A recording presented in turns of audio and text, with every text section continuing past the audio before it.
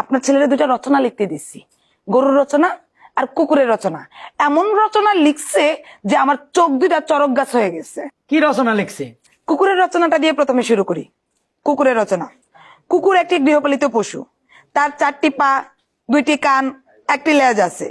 মাঝে মাঝে কিছু কুকুর দেখা যায় 2 মুখ কুকুর, তাদের মাথা 2 দিকে থাকে, পাছাটা একদিকে থাকে।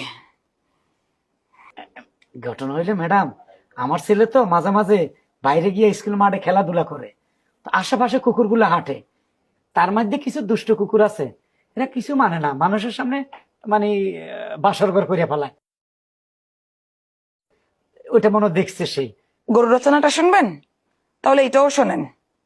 গরু রচনা। গরু একটি গৃহপালিত পশু, তার 4টি পা, 2টি কান ও 1টি লেজ আছে।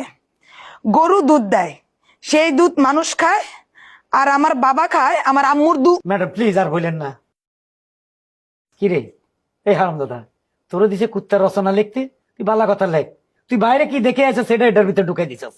আবার দিছে গরুর রচনা লিখতো, তুই আমার ঘরের কাহিনী ঢুকে দিছস। এই তোরা তো আমি রাখুন না, তোরে আমি ম্যাডাম এরা আমি এতিমখানায় দিয়ে দিব। এখন ছেলেকে বকে কি হবে? ছেলে যা হওয়ার তা তো হয়ে গেছে। ভাগ্যিস কুকুর আর গরুর রচনা লিখতে দিছি।